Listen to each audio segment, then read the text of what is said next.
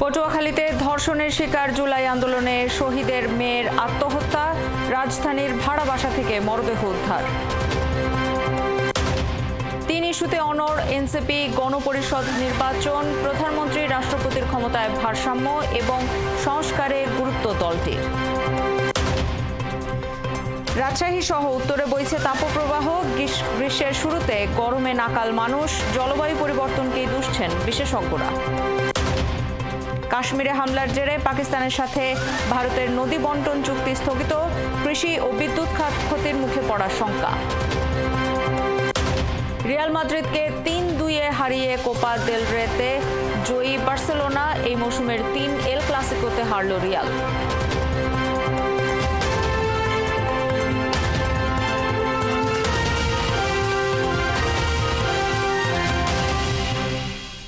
স্বাগত সংবাদ সংযোগে, সাথে আছি আফসানা শাওন। শুনছিলেন প্রধান শিরোনাম, এবারে বিস্তারিত। জুলাই আন্দোলনে শহীদ মোহাম্মদ জসিম হাওলাদারের মেয়ে লামিয়া আত্মহত্যা করেছেন। 18ই মার্চ পটুয়াখালীতে বাবার কবর জিয়ারত করতে যাওয়ার সময় দলবদ্ধ ধর্ষণের শিকার হন লামিয়া। শনিবার রাত 10টার দিকে গলায় ফাঁস দিয়ে রাজধানীর শেখের টেক ভাড়া বাসায় আত্মহত্যা করেন তিনি। খবর পেয়ে হাসপাতালে দেখতে আসেন বিএনপি, এনসিপি এবং জুলাই ফাউন্ডেশনের নেতাকর্মী ও কর্মকর্তারা। তারা সবাই ধর্ষকদের দ্রুততম সময়ে বিচার নিশ্চিত করার দাবি জানিয়েছেন। আরও জানাচ্ছেন শাহিদুজ্জামান সাকিব। জুলাই আন্দোলনে পুলিশের গুলিতে শহীদ মোহাম্মদ জসিম হাওলাদারের কবর জিয়ারত করতে গিয়ে গত 18ই মার্চ তার মেয়ে লামিয়া গণধর্ষণের শিকার হয়েছেন। এতে করে পুরো পরিবার বিপর্যস্ত হয়ে পড়ে। এরপর জুলাই ফাউন্ডেশনের পক্ষ থেকে নিয়মিত চিকিৎসা নিয়ে আসছিলেন লামিয়া। তবে মানসিক অবস্থার উন্নতি না হওয়ায় আত্মহত্যার পথ বেছে নেন তিনি। শনিবার দিনগত রাত ঢাকার ভাড়া বাসায় গলায় ফাঁস দেন লামিয়া। আসামিদের সর্বোচ্চ শাস্তি ফাঁসি দাবি করেছেন তার স্বজনরা। নিউরোসাইন্সে ডাক্তার দেখাইছে, আগামীকালকে বাড়ি যাওয়ার কথা। তারা ওই জায়গায় গেছে, আইসে দেখে দরজা আটকানো। কিন্তু এই হুমকি দুমকি দেওয়ার কারণে হয়েছে। এদের নাম যদি আমরা প্রকাশ করি তো ভবিষ্যতে তো আমরা এরকম লামির মতো আরো একজন হারাইতে পারি। খবর পেয়ে হাসপাতালে ছুটে আসেন বিএনপি, এনসিপি ও জুলাই ফাউন্ডেশনের নেতাকর্মী ও কর্মকর্তারা। তারা ধর্ষকদের সর্বোচ্চ শাস্তি দ্রুততম সময়ের মধ্যে নিশ্চিতের দাবি জানান। ফ্যাসিবাদকে বিদায় করতে যে যারা রক্ত দিয়েছে, যারা শহীদ হয়েছে, এখন তার পরিবার, তাদের ছেলে মেয়ে এইভাবে ধর্ষিত হবে 5ই আগস্টের পরে, এটা আমরা কিভাবে নিতে পারি? একটা জিনিস চাইবো যে ধর্ষকের প্রকাশ্যে এই মৃত্যুদণ্ডের ব্যবস্থা করতে হবে। সরকারকে বলবো যে তারা যে 90 দিনের কথা বলেছেন কিছুদিন আগে আমাদের বোন আসিয়ার সময়, এটা আরও যদি দ্রুততম সময়ের মধ্যে দৃশ্যমান শাস্তি নিশ্চিত করা যায়, তাহলে দিন শেষে আগামীতে আমাদের আর কোনো বোন আসিয়া কিংবা লামিয়াকে আমাদের আর হারাতে হবে না। আমাদের যে শহীদদের পরিবাররা রয়েছে তাদের নিরাপত্তা ছিল এই রাষ্ট্রের সর্বপ্রথম দায়িত্ব, কিন্তু এই নিরাপত্তা দিতে রাষ্ট্র ব্যর্থ হয়েছে। আমরা এর সুষ্ঠু বিচার দাবি করছি এবং যত দ্রুত সম্ভব এই তদন্ত সম্পন্ন করে শহীদ জসিম ভাইয়ের মেয়ে লামিয়ার ধর্ষণ মামলার সাথে যারা জড়িত আছে তাদের সকলকে অবিলম্বে গ্রেফতার করার দাবি জানাচ্ছি। এ বিষয়ে আদাবর থানার পুলিশ বলছে সুরতহাল হয়েছে, ডাক্তারের পরামর্শ অনুযায়ী পরবর্তী পদক্ষেপ নেওয়া হবে। পোস্টমর্টেম কি রাতে হওয়ার সুযোগ আছে? ডাক্তার বলতে পারবে, হাসপাতাল কর্তৃপক্ষ বলতে পারে। আমাদের কার্যক্রম আমরা শেষ করে জমা দিয়ে যাব সবকিছু। স্বজনরা অভিযোগ করে বলছেন এখনো ধর্ষকদের পরিবার থেকে হুমকি ধমকি পাচ্ছেন তারা। এ নিয়ে আতঙ্কিত ভুক্তভোগী পরিবার। অনেক হুমকি দুমকি আছে এই বিধায়। শাহিদুজ্জামান সাকিব, 71, ঢাকা। নোয়াখালী সদরের নোয়ান্ন ইউনিয়নের দুর্গাপুর এলাকার একটি পরিত্যক্ত বাড়ির সেপটিক ট্যাঙ্ক থেকে মীর হোসেন সাদ্দাম নামে এক দোকান কর্মচারীর মরদেহ উদ্ধার হয়েছে। শনিবার দুপুরে পলিথিন মোড়ানো অবস্থায় তার মরদেহটি উদ্ধার করা হয়। গত বৃহস্পতিবার রাত 9টার পর থেকে নিখোঁজ হন সাদ্দাম। তিনি রাজগঞ্জ ইউনিয়নের 7 নম্বর ওয়ার্ড ছাত্রদলের সাবেক সিনিয়র সহসভাপতি ছিলেন। রাজগঞ্জ বাজার কমিটির সাধারণ সম্পাদক জিশানের দোকানে ম্যানেজার হিসেবে কর্মরত ছিলেন। স্থানীয়রা জানান, গত বৃহস্পতিবার রাত থেকে ফোন বন্ধ পেয়ে বেগমগঞ্জ থানায় জিডি করেন সাদ্দামের স্ত্রী। শুক্রবার গভীর রাতে ছয়ানি ইউনিয়নে শ্বশুরবাড়ির অদূরে রাস্তায় সাদ্দামের ব্যবহৃত মোটরসাইকেলটি পাওয়া যায়। শনিবার দুর্গাপুর এলাকায় তার বাড়ি থেকে কিছু দূরে একটি পরিত্যক্ত সেপটিক ট্যাঙ্কে পলিথিন বাঁধা কিছু দেখতে পেয়ে পুলিশে খবর দেওয়া হয়। বেগমগঞ্জ থানার ভারপ্রাপ্ত কর্মকর্তা লিটন দেওয়ান জানান, কে বা কারা তাকে কী কারণে হত্যা করেছে তার খোঁজ চলছে।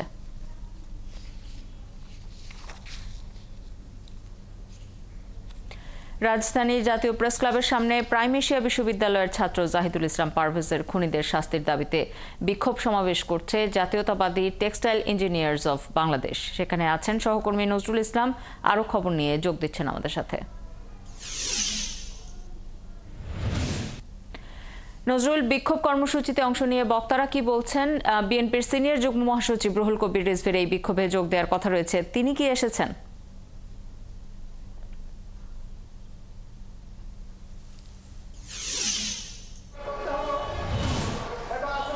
যেমনটি জানাচ্ছিলাম যে এই রাজধানী জাতীয় প্রেস ক্লাব প্রাঙ্গণের সামনে আসলে জাহিদুল ইসলাম পারভেজ হত্যাকাণ্ডের বিচারের দাবিতে বিক্ষোভ সমাবেশ করছে জাতীয়তাবাদী টেক্সটাইল ইঞ্জিনিয়ার্স অফ বাংলাদেশ। এই পুরো আয়োজনটিতে প্রধান অতিথি হিসেবে যুক্ত হবেন অল্প কিছুক্ষণের মধ্যে বিএনপির সিনিয়র যুগ্ম মহাসচিব রুহুল কবির রিজভী। তিনি অল্প কিছুক্ষণের মধ্যে এই অনুষ্ঠান প্রাঙ্গণে এসে যুক্ত হবেন। এর আগে সকাল 10টার কিছু পর থেকে প্রেস ক্লাবের সামনে থেকে এই ব্যানার ফেস্টুন এবং জাহিদুল ইসলাম পারভেজের সম্মিলিত ব্যানার ফেস্টুন দিয়ে আসলে জাহিদুল ইসলাম পারভেজ যে ছিল যে টেক্সটাইল ইঞ্জিনিয়ারিং ছাত্র, সেই ছাত্রের বিচারের দাবিতে নানা স্লোগান এবং দাবি করে এসেছে। একই সাথে সবকিছু মিলিয়ে দেখা যাচ্ছে যে এই মুহূর্তে বিভিন্ন নেতাকর্মী যে জাতীয়তাবাদী টেক্সটাইল ইঞ্জিনিয়ার্স অ্যাসোসিয়েশন জেটবের যে বিভিন্ন ইউনিটের যে নেতাকর্মীরা আছে তারা ইতিমধ্যে এই প্রেস ক্লাবের সামনে এসে পৌঁছেছেন এবং তারা নানা স্লোগান এবং নানা বক্তব্যের মাধ্যমে এই প্রাইম এশিয়া বিশ্ববিদ্যালয়ের যে টেক্সটাইল ইঞ্জিনিয়ারিং বিভাগের ছাত্র জাহিদুল ইসলাম পারভেজের খুনিদের গ্রেপ্তার এবং দৃষ্টান্তমূলক শাস্তির দাবি জানাচ্ছেন। একই সাথে যদি জানিয়ে রাখি যে এই পুরো জায়গাটিতে আসলে জাতীয়তাবাদী টেক্সটাইল যে ইঞ্জিনিয়ার্স রয়েছে তারা এখানে এসে জড়ো হয়েছেন যে জাহিদুল ইসলাম পারভেজের সকল খুনিদের গ্রেপ্তার এবং দৃষ্টান্তমূলক শাস্তির দাবিতে। তো সবকিছু মিলিয়ে এই ছিল আমার কাছে জাতীয় প্রেস ক্লাব থেকে জাহিদুল ইসলাম পারভেজের হত্যার যে বিচার। খবর রাখতে থাকুন নজরুল ইসলাম, নিশ্চয়ই ফিরবো আবারও আপনার কাছে। যুক্ত ছিলেন সহকর্মী নজরুল ইসলাম। নতুন সংবিধান প্রণয়নের লক্ষ্যে গণপরিষদ নির্বাচন, প্রধানমন্ত্রী ও রাষ্ট্রপতির ক্ষমতার ভারসাম্য এবং বিচার বিভাগ সহ রাষ্ট্রের গুরুত্বপূর্ণ সংস্কার, এই তিন ইস্যুতে অনড় অবস্থানে থাকতে চায় জাতীয় নাগরিক পার্টি। বিএনপির প্রবল আপত্তি থাকলেও জাতীয় নির্বাচনের আগে এই ইস্যুগুলোর মীমাংসা চায় দলটি। রাশেদ আনিসের প্রতিবেদনে বিস্তারিত। ৭২-এর সংবিধান বাতিল করে এটি পুনরায় লেখার পক্ষে জাতীয় নাগরিক পার্টি। জাতীয় ঐক্যমত্য কমিশনের সাথে বৈঠকেও এমন প্রস্তাব দিয়েছে দলটি। এ ব্যাপারে অন্যান্য রাজনৈতিক দলের সমালোচনার জবাবে এনসিপি বলছে, গেল ৫৪ বছরে ১৭ বার সংবিধান কাটাছেঁড়া হয়েছে। প্রতিবারই রাজনৈতিক দলগুলো তাদের ক্ষমতা টিকিয়ে রাখার স্বার্থে সংবিধান সংশোধন করেছে। তাই সংবিধান পুনর্লিখনের সাথে গণপরিষদ নির্বাচনের দাবি দলটির। বাংলাদেশের এই যে সংবিধান ১৭টা বার কাটাছেঁড়ার মধ্য দিয়ে গিয়েছে এবং তারপরেও এখানে ক্ষমতার ভারসাম্য নিয়ে আসা সম্ভবপর হয় নাই, এবং এই সংবিধানকে যদি আরেকবার সংস্কারের মধ্য দিয়ে নিয়ে যাওয়া হয়, সেই সংস্কার আসলে কতটুকু টেকসই হবে সেটা নিয়েও নানা ধরনের প্রশ্ন রয়েছে। যারা সংবিধান ক্ষমতায় এসে সংস্কারের কথা বলছেন তাদের উদ্দেশ্যের জায়গায় অবশ্যই সংবিধান সংস্কার রয়েছে, কিন্তু নতুন করে সংবিধান লেখার মানসিকতাটা তাদের মধ্যে নেই। নতুন করে সংবিধান প্রণয়ন করতে হলে অবশ্যই একটা গণপরিষদ নির্বাচন প্রয়োজন। সেই গণপরিষদ নির্বাচনে যারা প্রতিনিধিত্ব করবেন তারা জনগণের ম্যান্ডেট নিয়ে এসে নতুন করে সংবিধান প্রণয়নের কাজে তারা হাত দিবেন।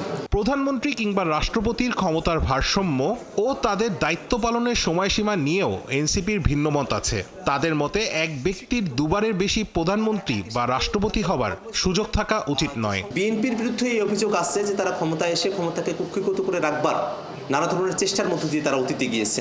টানা 2 মেয়াদে প্রধানমন্ত্রী বা রাষ্ট্রপতি থাকার পর বিরতি দিয়ে আবার প্রধানমন্ত্রী বা রাষ্ট্রপতি হওয়ার সুযোগের কথা বলছে বিএনপি। আমরা সেখানে বলছি একজন ব্যক্তি তার জীবনে বড়জোর 2 বার প্রধানমন্ত্রী বা রাষ্ট্রপতি হতে পারেন। বাংলাদেশে গণতন্ত্রকে সমুজ্জ্বল রাখার জন্য ব্যক্তিকেন্দ্রিক রাজনীতির বাইরে গিয়ে দলগুলো নীতি নির্ধারণী জায়গার রাজনীতিটা করতে পারে, সেই মতামত আমরা ব্যক্ত করেছি।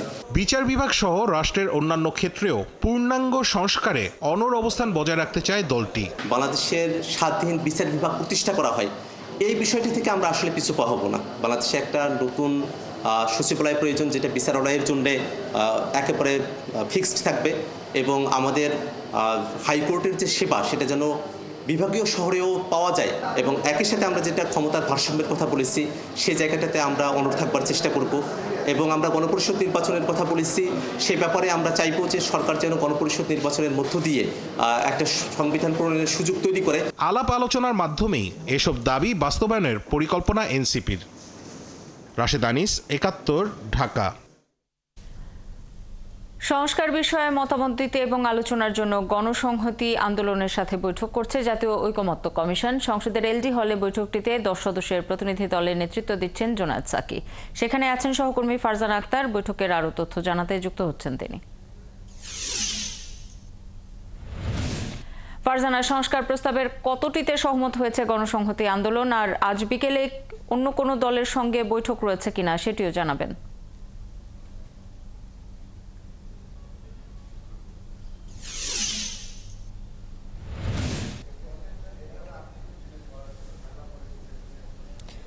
শাওন, সকাল 11টায় গণসংহতি আন্দোলনের সাথে ঐকমত্য কমিশনের যে বৈঠক সেটি শুরু হয়েছে, এবং আপনি জানেন যে আসলে নির্বাচন ব্যবস্থা সংস্কার কমিশন, দুর্নীতি দমন সংস্কার কমিশন, রাজনৈতিক যে বাংলাদেশের যেসব বিষয় আসলে সংস্কারের যে সংস্কার কমিশনগুলো গঠন করা হয়েছিল, 6টি সংস্কার কমিশন, সেই সব সংস্কার কমিশনের 166টি সুপারিশ আসলে ঐকমত্য কমিশনের কাছে জমা পড়েছে, এবং ঐকমত্য কমিশন সেসব বিষয়ে, সেসব সংস্কারের বিষয়ে রাজনৈতিক দলগুলো একমত কিনা সেসব বিষয়ে জানতে কিন্তু রাজনৈতিক দলগুলোকে যে চিঠি দিয়েছিল, এবং সেগুলোর ভিত্তিতে রাজনৈতিক দলগুলো লিখিত দিয়েছিল। এরপর 20 মার্চ থেকে আসলে রাজনৈতিক দলগুলোর সঙ্গে পালাক্রমে বৈঠক চলছে, এবং আমরা দেখেছি বিএনপি, জামায়াতে ইসলামী সহ এনসিপি সহ বিভিন্ন দল বৈঠক করেছে, এবং আজ গণসংহতি আন্দোলন বৈঠক করছে, এবং বৈঠকটি চলছে। এবং বৈঠকের শুরুতে তারা সাংবাদিকদের সঙ্গে কথা বলেছিলেন।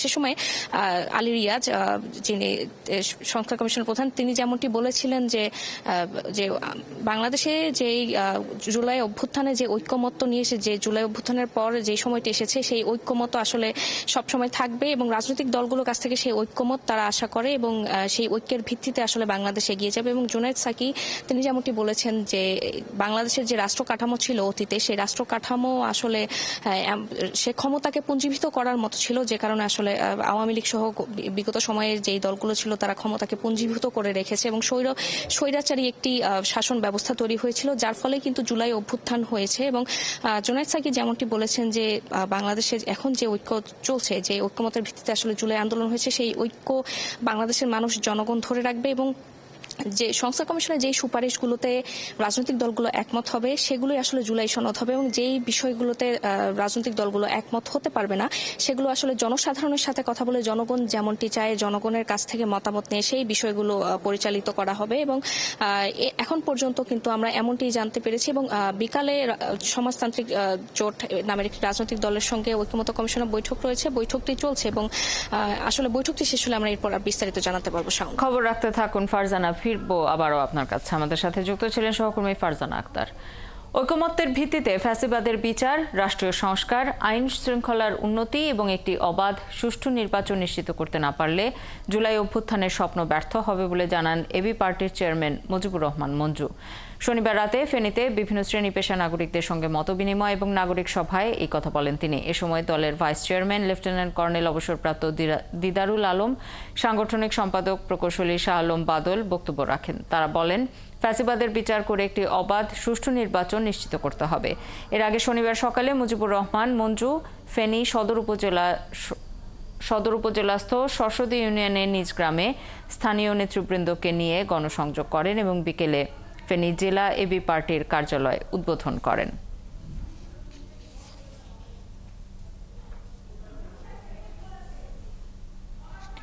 শিক্ষার্থীদের তীব্র আন্দোলনের জেরে পদত্যাগ করেছেন বেসরকারি ইউনাইটেড ইন্টারন্যাশনাল ইউনিভার্সিটি ইউআইইউর উপাচার্য অধ্যাপক ডক্টর মোহাম্মদ আবুল কাশেম মিয়া। ভিসির সঙ্গে বিশ্ববিদ্যালয়টির সব অনুষদের ডিন, বিভাগীয় প্রধান ও ইনস্টিটিউটের পরিচালকরাও পদ ছাড়ার ঘোষণা দিয়েছেন। উপাচার্য অধ্যাপক আবুল কাশেম মিয়া বিশ্ববিদ্যালয়টির বোর্ড অব ট্রাস্টিজের চেয়ারম্যান বরাবর পদত্যাগপত্র দিয়েছেন। তাতে তিনি লিখেছেন, বিশ্ববিদ্যালয়ের কিছু শিক্ষার্থী অগ্রহণযোগ্য এবং অসম্মানজনক পরিস্থিতি সৃষ্টি করায় পদত্যাগের সিদ্ধান্ত নিয়েছেন তিনি। রাত 9:15টার দিকে বিশ্ববিদ্যালয়ের অফিসিয়াল ফেসবুক পেজে এই তথ্য জানানো হয়।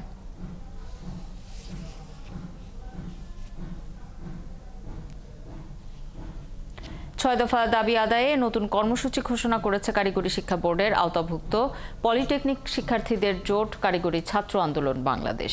5 দিন বিরতি দিয়ে আজ রাজধানী ঢাকা সহ সারা দেশের সব পলিটেকনিক ইনস্টিটিউটে বিক্ষোভ কর্মসূচি পালন করবে তারা। শনিবার রাতে এক বিজ্ঞপ্তিতে এই কর্মসূচির ঘোষণা দেওয়া হয়। কারিগরি ছাত্র আন্দোলন বাংলাদেশের ফেসবুক পেজে দেয়া এক পোস্টেও এই কর্মসূচি সফল করার আহ্বান জানানো হয়েছে। গত 22 এপ্রিল রাতে আন্দোলন সাময়িকভাবে স্থগিত রাখার ঘোষণা দেন তারা, কিন্তু পরদিনই তারা আন্দোলন স্থগিতের ঘোষণা প্রত্যাহার করে আবারও কর্মসূচি দেওয়ার কথা জানান। মন্ত্রণালয়ের সঙ্গে আলোচনা ফলপ্রসূ হয়নি জানিয়ে আন্দোলন চালিয়ে যাওয়ার ঘোষণা দেন পলিটেকনিক শিক্ষার্থীরা।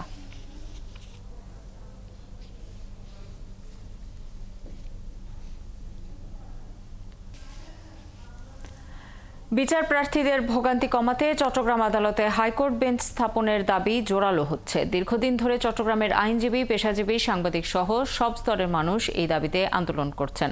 তারা অভিযোগ করেন, চট্টগ্রামকে নামমাত্র বাণিজ্যিক রাজধানী ঘোষণা করা হলেও বাণিজ্যিক রাজধানীর কোনো ধরনের অবকাঠামো চট্টগ্রামে নেই। দেশের ক্রমবর্ধমান জনসংখ্যা এবং মামলার জট এবং সময় আর অর্থনৈতিক সাশ্রয়ের কথা বিবেচনা করে দ্রুত সময়ে চট্টগ্রামে পূর্ণাঙ্গ বেঞ্চ স্থাপন করা জরুরি হয়ে উঠেছে মনে করছেন চট্টগ্রামের নাগরিক সমাজ। চট্টগ্রাম থেকে সাইফুল ইসলাম শিল্পীর রিপোর্ট। যুগ যুগ ধরে বিচার পাওয়ার জন্য সারা দেশ থেকে ঢাকায় উচ্চ আদালতে আসতে হয় বিচার প্রার্থীদের। মামলায় জট শুধু নিম্ন আদালতে নয়, দেশের উচ্চ আদালতকেও স্থবির করে দিচ্ছে। এই অবস্থায় পরিবর্তিত পরিস্থিতিতে সংবিধান সংস্কার কমিশন কর্তৃক দেশের উচ্চ আদালতের বিকেন্দ্রীকরণের উদ্দেশ্যে দেশের সব বিভাগে হাইকোর্টের স্থায়ী আসন প্রবর্তনের সুপারিশ করেছে। শনিবার চট্টগ্রামে অনুষ্ঠিত সাংবাদিক ও আইনজীবীদের এক মতবিনিময় সভায় চট্টগ্রামে মামলার জট কমাতে হাইকোর্টের বেঞ্চ স্থাপনের গুরুত্ব তুলে ধরেন আইনজীবী নেতা, সাংবাদিক ও বিভিন্ন শ্রেণী পেশার মানুষ।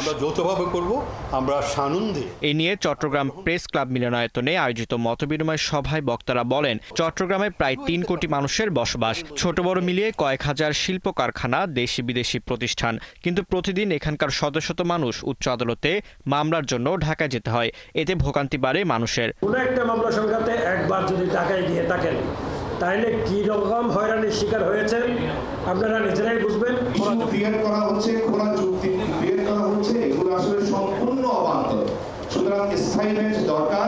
সংস্কারের যে প্রয়োজন আছে, এই সংবিধান সংশোধনের প্রয়োজন আছে, এটা কিন্তু আজকে 53 বছরে হয়নি। এখন অন্তত সংস্কার কমিশন হয়েছে, সংস্কার কমিশনকে একটা প্রস্তাব গিয়েছে। এই সময়ে আমাদের সবার সোচ্চার হওয়া প্রয়োজন। আইনজীবী নেতারা বলেন, একদিকে হাইকোর্টে হাজার হাজার মামলার জট তৈরি হচ্ছে, অন্যদিকে অর্থের কারণে দেশের প্রত্যন্ত অঞ্চলের মানুষ বিচারের আশায় উচ্চ আদালতে যেতে পারে না।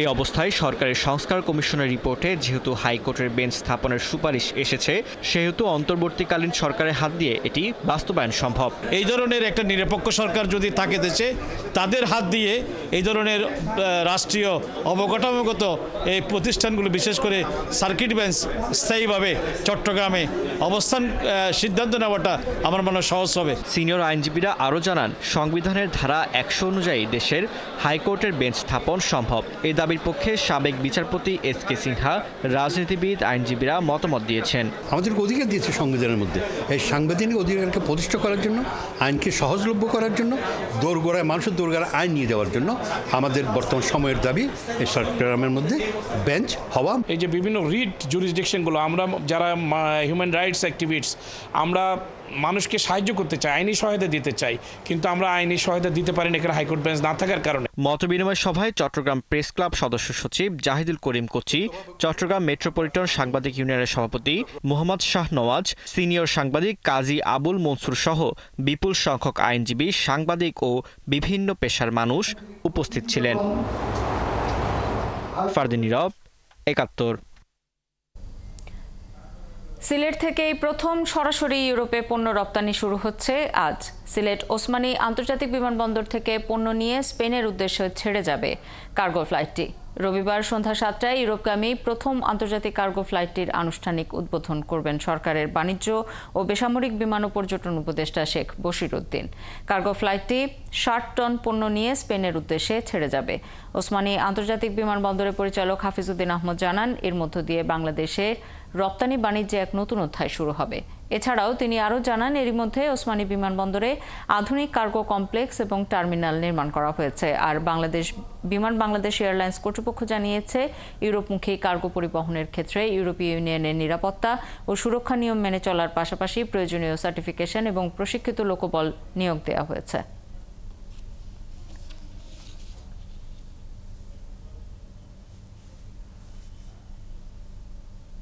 রাজশাহী সহ উত্তরাঞ্চলের ওপর দিয়ে বইছে তাপপ্রবাহ। গ্রীষ্মের শুরু থেকেই তীব্র গরমে নাকাল উত্তর জনপদের মানুষ। পরিবেশ বিজ্ঞানীরা বলছেন, এত গরম পড়ছে বৈশ্বিক জলবায়ু পরিবর্তনের কারণে। প্রাকৃতিক স্বাভাবিক ভারসাম্য হারিয়েছে। মেহেদী হাসানের তোলা ছবিতে রাশিদুল হক রুশোর রিপোর্ট। ভৌগোলিকভাবে পদ্মা নদীর অবস্থান উত্তর জনপদের ঠিক দক্ষিণে, তাই এই নদী এই অঞ্চলের তাপমাত্রা শীতল রাখতে পারত, কিন্তু হয়নি, কারণ নদীর বুক চিরে গড়ে উঠেছে ধুধু বালুচর। এটি উত্তরের তাপমাত্রা বৃদ্ধির অন্যতম কারণ। এই রাজশাহী শহরে যে বাতাসটা ঢুকে, আমরা জানি দক্ষিণ দিক থেকে বাতাসটা আসে, যেটা হচ্ছে একদম পদ্মা নদীর উপর দিয়ে আসে। তার মানে এই চর বা উত্তপ্ত বালির উপর দিয়ে এই যে উষ্ণ বালুটা রাজশাহী শহরে প্রবেশ করে এবং রাজশাহীর তাপমাত্রাটাকে আরো যে শহরগুলোর তাপমাত্রা তার চাইতে আরো বেশি হচ্ছে যে তাপমাত্রা এখানে পরিলক্ষিত হয়। শুধু পদ্মার বালুচর নয়, দ্রুত নগরায়নের প্রভাবে পুকুর জলাশয় ভরাট, গাছ কাটা ও কার্বন নিঃসরণের হার বৃদ্ধিও বাড়াচ্ছে তাপমাত্রা। বৃষ্টিপাত যদি দেরিতে আসে, মৌসুমি বায়ু দেরিতে আসে, তাহলে গরমের প্রভাবটা বাড়বে এবং লম্বা সময় ধরে চলবে। তাতে কিন্তু আমাদের অঞ্চলে যেমন জনজীবনের একটা অতিষ্ঠ কিংবা অস্থির ভাব থাকবে। এই অবস্থার বদল ব্যক্তি পর্যায় থেকেই উদ্যোগ শুরুর পাশাপাশি নিতে হবে দীর্ঘমেয়াদী পরিকল্পনা। সেখানে প্রাধান্য দিতে হবে অভিযোজন প্রক্রিয়ার উপর, বললেন পরিবেশ বিজ্ঞানীরা। আরবান গ্রিনেস বাড়ানো, পদ্মা নদীটাকে আবার অ্যালাইন করা এবং হচ্ছে যে সাস্টেনেবল এনভায়রনমেন্টাল ম্যানেজমেন্ট সিস্টেমের জন্য একটা মাস্টার প্ল্যান করা। অভিযোজন প্রক্রিয়াতে বেশি যেতে হবে এবং সেইটার একমাত্র আমাদের এই বাংলাদেশ ভূখণ্ড কিংবা এই অঞ্চলের আশেপাশের ভারতের কিছু অংশ কিংবা সমস্ত জায়গাতে জনজীবনটা বাঁচিয়ে রাখতে পারবে। গেল কয়েকদিনে রাজশাহীর সর্বোচ্চ গড় তাপমাত্রা ঠেকেছে ৩৯ ডিগ্রি সেলসিয়াসে, যা আরও কয়েকদিন থাকতে পারে বলছে আবহাওয়া অফিস। রাশিদুল হক রুশো, ৭১, রাজশাহী। কবি দাউদ হায়দার মারা গেছেন। শনিবার জার্মানির রাজধানী বার্লিনের একটি রিহ্যাবিলিটেশন হোমে স্থানীয় সময় রাত ৯টায় শেষ নিঃশ্বাস ত্যাগ করেন তিনি। মৃত্যুর সময় তাঁর বয়স হয়েছিল ৭৩ বছর। সংস্কৃতিকর্মী এবং শিল্পী মঈন চৌধুরী পিটু জানান, কবি দাউদ হায়দার গেল বছরের ডিসেম্বর থেকে নানা শারীরিক সমস্যায় ভুগছিলেন। জার্মানির কয়েকটি হাসপাতালে বেশ কয়েক মাস চিকিৎসাধীন ছিলেন তিনি। শনিবার সন্ধ্যার পর কবির শারীরিক অবস্থার অবনতি হয় এবং এর কিছুক্ষণের মধ্যেই তিনি মারা যান। তার মরদেহ বার্লিনেই দাফন করা হবে। তার শেষ বিদায় কোথায় এবং কখন হবে তা কবির পরিবার ও স্বজনদের সঙ্গে আলোচনা করে সিদ্ধান্ত নেওয়া হবে। ১৯৭৪ সালে কালো সূর্যের কালো জোছনায় কালো বন্যায় কবিতার জন্য তার বিরুদ্ধে ধর্মীয় অনুভূতিতে আঘাতের অভিযোগে মামলা হয়। আন্দোলনের মুখে তাকে আটক করে পুলিশ। মুক্তির পর ১৯৮৭ সালে তিনি জার্মানিতে চলে যান। ১৯৫২ সালের ২১শে ফেব্রুয়ারি পাবনায় দাউদ হায়দারের জন্ম।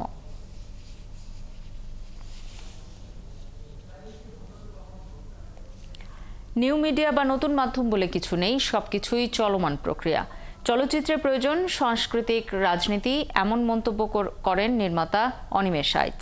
শনিবার বিকেল ৪টায় বাংলাদেশ মহিলা সমিতির সেমিনার হলে ডিরেক্টর গিল্ডস বাংলাদেশ আয়োজিত নিউ মিডিয়া আন্ডারস্ট্যান্ডিং শীর্ষক সেমিনারে একথা বলেন তিনি। নিউ মিডিয়া ইন্টারনেট নির্ভর। এ কারণে নিউ মিডিয়া বলতে প্রথমেই বিবেচনা আনা হয় এর ইন্টারনেট সংযুক্তির বিষয়টি। বিশ্বায়নের এই যুগে পৃথিবী হাতের মুঠোয়। ফেসবুক, ইনস্টাগ্রাম, টুইটার, ইউটিউবে কন্টেন্ট তৈরি করে স্বাবলম্বী হচ্ছেন অনেকে। কেউ কেউ হয়ে উঠছেন জনপ্রিয়। তরুণ প্রজন্ম বোধ হয়ে আছে চরকি বঙ্গ, নেটফ্লিক্সের মতো ওটিটি প্ল্যাটফর্মে। যুগের সাথে তাল মিলিয়ে চলতে হলে নিউ মিডিয়া সম্পর্কে জানতে হবে। নিউ মিডিয়া আন্ডারস্ট্যান্ডিং শিরোনামের সেমিনারে শিক্ষক ও চলচ্চিত্র পরিচালক মতিন রহমান নিউ মিডিয়া নিয়ে প্রয়োজনীয় পাঠ্যসূচির দাবি জানান। নিউ মিডিয়া আপনি সার্চ দিবেন, যিনি লিখেছেন নিশ্চয়ই এগুলো সার্চ দিয়ে লিখেছেন। ম্যাক্সিমাম বিশ্ববিদ্যালয় জাস্ট রিসার্চ সেল থেকে নিউ মিডিয়া নিয়ে যে সমস্ত প্রপোজাল ডিসকাস লেখা হয় সেগুলো আমাদেরকে দেওয়া হচ্ছে, কিন্তু এটার উপরে পাঠ্যসূচির মতো যে লেখা বই নাই। ডিরেক্টর গিল্ডের কাজ শুধু পিকনিক নয়, বরং বাড়াতে হবে বুদ্ধিবৃত্তিক চর্চা। এই সেমিনারের মতো আয়োজনকে সাধুবাদ জানিয়েছেন নির্মাতা অনিমেষ আইচ। ওই করে ভাইরাল হয়েছে, সবাই ভাইরাল হওয়া শুরু করলো। নাটকের ক্ষেত্রেও তাই, চলচ্চিত্রের ক্ষেত্রেও তাই, একটুখানি আমরা অস্থিরতার ভিতর দিয়ে যাচ্ছি। এরকম আলোচনাগুলো মানে কন্টিনিউ করি, সবসময় কথা বলি, তখন কিন্তু আমাদের প্রেক্ষাপট পরিবর্তন হবে এবং আমরা কিন্তু চাইবো যে সাংস্কৃতিক রাজনীতিটা করতে। ওটিটি প্ল্যাটফর্ম বঙ্গের CEO Mushfiqur Rahman digital marketing এর গুরুত্ব নিয়ে আলোচনা করেন সেমিনারে। তার মতে ডিজিটাল মার্কেটিং এর জন্য মুভি রাইটসের সঠিক ডাটাবেজ দরকার। আজকে 2025-এ এসে বাংলাদেশের এই যে 4200 মুভির মধ্যে 3900 মুভির রাইটস মানে কে ওনার সেটা রাইট মানে ঠিক হয়েছে। কপিরাইট অফিসের সাথে আমরা একটা মিটিং করে ডিজিটাল রাইটসের একটা আলাদা লাইসেন্স আমরা বের করি, যার কাছে যে প্রথম সাইন করেছে, যার নামে সেন্সর হয়েছিল, যে আসলে মালিকানা ছিল, তার কাছে থাকবে রাইটস, আর আরেকজন তাকে অনুমতি দিতে পারবে যাতে ক্ল্যাশ না হয়। বর্তমান মিডিয়ার অবস্থা, ওটিটি, ইউটিউব এবং টেলিভিশন নাটক নির্মাণের বিভিন্ন দিক এবং আন্তর্জাতিক মিডিয়ার সাথে বাংলাদেশের মিডিয়ার তুলনা, এই বিষয়গুলোতে নির্মাতাদের ভাবনা ও ভবিষ্যৎ পরিকল্পনা নিয়ে সেমিনারে আলোচনা করেন নির্মাতারা। সুমনা সুমি, ৭১, ঢাকা। ইরানের বন্দর আব্বাসের সাথে শহীদ রাজাই বন্দরে ভয়াবহ বিস্ফোরণ ও অগ্নিকাণ্ডের ঘটনায় নিহতের সংখ্যা বেড়ে 18 জনে দাঁড়িয়েছে। এতে আহত হয়েছেন আরও 7 শতাধিক মানুষ। শনিবার সকালে শক্তিশালী এই বিস্ফোরণ হয়। প্রাথমিক তদন্তে বলা হয়েছে বন্দরের একটি প্রশাসনিক ভবন থেকে বিস্ফোরণের সূত্রপাত। এছাড়া বিস্ফোরণের কারণে ভবনটি পুরোপুরি ধ্বংস হয়ে গেছে এবং এতে আরও একাধিক গাড়িও ক্ষতিগ্রস্ত হয়েছে। এদিকে ফার্সি নিউজের খবরে বলা হয়েছে বিস্ফোরণের শব্দ কাশেম এলাকা থেকেও শোনা গেছে, যা বন্দর আব্বাস থেকে 26 কিলোমিটার দূরে অবস্থিত। প্রথমে সেখানে নাশকতার আশঙ্কা করা হয়েছিল, তবে ইরানের পক্ষ থেকে জানানো হচ্ছে এটি ছিল দুর্ঘটনা। এছাড়া ইসরায়েলও জানিয়েছে ইরানি বন্দরে বিস্ফোরণের সঙ্গে তাদের কোনো সংশ্লিষ্টতা নেই।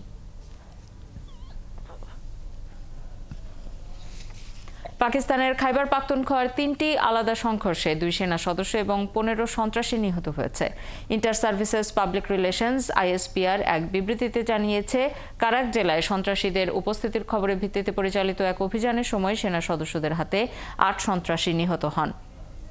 বিবৃতিতে বলা হয়, উত্তর ওয়াজিরিস্তান জেলায় আরেকটি অভিযানে নিরাপত্তা বাহিনী আরও 4 সন্ত্রাসীকে হত্যা করেছে, তবে তীব্র গোলাগুলির সময় 2 সেনা সদস্য প্রাণ হারান। দক্ষিণ ওয়াজিরিস্তান জেলার গোমাল জম এলাকায় আরেকটি সংঘর্ষে আরও 3 জন সন্ত্রাসী নিহত হয়েছে। বিবৃতিতে বলা হয়েছে, নিহত সন্ত্রাসীদের কাছ থেকে বিপুল পরিমাণ অস্ত্র ও গোলাবারুদ উদ্ধার করা হয়েছে। ওই এলাকাগুলোতে অন্য কোনো সন্ত্রাসী লুকিয়ে থাকলে তাদের খুঁজে বের করে নির্মূল করতে ক্লিয়ারেন্স অপারেশন চালানো হচ্ছে বলেও জানানো হয়। পেহেলগাম হামলায় জড়িত সন্ত্রাসীদের ধরতে ভারতের সামরিক ও নিরাপত্তা অভিযানের সরাসরি সম্প্রচারের ওপর নিষেধাজ্ঞা জারি করেছে দিল্লি কর্তৃপক্ষ। এমন পরিস্থিতিতে পাকিস্তানের বড় হামলার আশঙ্কা থেকে ভারতের সীমান্তবর্তী অঞ্চলের গ্রামের বাসিন্দারা বাংকার প্রস্তুত করছেন। ভারতীয় পুলিশ জানিয়েছে, নিরাপত্তা বাহিনী কাশ্মীর জুড়ে 175 জনকে আটক করেছে এবং অস্ত্র ও গোলাবারুদ সহ বেশ কয়েকটি সন্ত্রাসী আস্তানাও খুঁজে পেয়েছে। এদিকে পেহেলগামের সাম্প্রতিক ভয়াবহ সন্ত্রাসী হামলায় আন্তর্জাতিক তদন্ত চেয়েছে পাকিস্তান। পাকিস্তানের প্রধানমন্ত্রী শাহবাজ শরীফ শনিবার কাকুল মিলিটারি একাডেমিতে এক অনুষ্ঠানে বলেন, পেহেলগামে হামলার ঘটনায় যে কোনো নিরপেক্ষ স্বচ্ছ তদন্তে অংশ নিতে প্রস্তুত তার দেশ। এ সময় ভারত একটি হৃদয় বিদারক ঘটনাকে কেন্দ্র করে দায় চাপানোর খেলার জ্বলন্ত উদাহরণ তৈরি করছে বলেও অভিযোগ তোলেন শাহবাজ শরীফ। কাশ্মীরে সন্ত্রাসী হামলার জেরে পাকিস্তানের সাথে নদী বন্টন চুক্তি স্থগিত করেছে ভারত। স্বাভাবিকভাবেই প্রশ্ন উঠেছে, আদৌ কি সিন্ধু নদীর পানি আটকে দিতে পারবে ভারত? আর কতটা ক্ষতির মুখে পড়তে পারে পাকিস্তান? পরিস্থিতিটাই বাকি, জানবো রিপোর্টে। 9 বছর ধরে আলোচনার পর বিশ্বব্যাংকের মধ্যস্থতায় 1960 সালে সিন্ধু পানি চুক্তি হয়েছিল ভারত ও পাকিস্তানের মধ্যে। একে আন্তঃসীমান্ত পানি ব্যবস্থাপনার একটি উদাহরণ হিসেবে দেখা হয়। পারমাণবিক শক্তিধর দেশ দুটি দুবার যুদ্ধে জড়ালেও চুক্তিটি স্থগিত হয়নি। তাই এতদিন আন্তঃসীমান্ত পানি ব্যবস্থাপনার এক ব্যতিক্রমী উদাহরণ হিসেবে বিবেচিত হয়ে এসেছে এই চুক্তি। চুক্তির আওতায় রয়েছে সিন্ধু অববাহিকার 6টি নদী। এর মধ্যে ভারতের অংশে আছে পূর্বাঞ্চলীয় রাভি বা ইরাবতী, বিয়াস বা বিপাশা এবং সুতলেজ বা শতদ্রু নদী। আর পশ্চিম অববাহিকার সিন্ধু, ঝেলাম ও চেনাব নদীর 80% পড়েছে পাকিস্তানের ভাগে। ভৌগোলিকভাবে সিন্ধু অববাহিকার উজানের অংশে ভারত, ফলে অবস্থানগত কারণে ভারতের সুবিধা বেশি। আর পাকিস্তানের কৃষির 80% এবং 1/3 জলবিদ্যুৎ সিন্ধু অববাহিকার পানির ওপর নির্ভরশীল। তাই এই চুক্তি স্থগিতের পর ধারণা করা হচ্ছে কৃষিখাতে ক্ষতির মুখে পড়তে পারে পাকিস্তান। আসলেই কি তাই? ভারত কি সিন্ধু নদীর পানি ধরে রাখতে পারবে, অথবা সিন্ধুর পানি অন্যদিকে প্রবাহিত করতে পারবে, যা থেকে পাকিস্তান বঞ্চিত হবে? বিশেষজ্ঞরা বলছেন, ভরা মৌসুমে পাকিস্তান অংশের নদীগুলোর হাজার হাজার কোটি ঘনমিটার পানি ধরে রাখা ভারতের পক্ষে প্রায় অসম্ভব। এত বিশাল পরিমাণ পানি ধরে রাখার মতো অবকাঠামো কিংবা পানি সরিয়ে নেয়ার মতো বিস্তৃত খালেরও অভাব রয়েছে ভারতের। South Asia network on dams, rivers and people বলছে, ভারতের অবকাঠামোর বেশিরভাগই নদী প্রবাহিত জলবিদ্যুৎ কেন্দ্র, যার জন্য বিশাল পানি সঞ্চয়ের প্রয়োজন হয় না।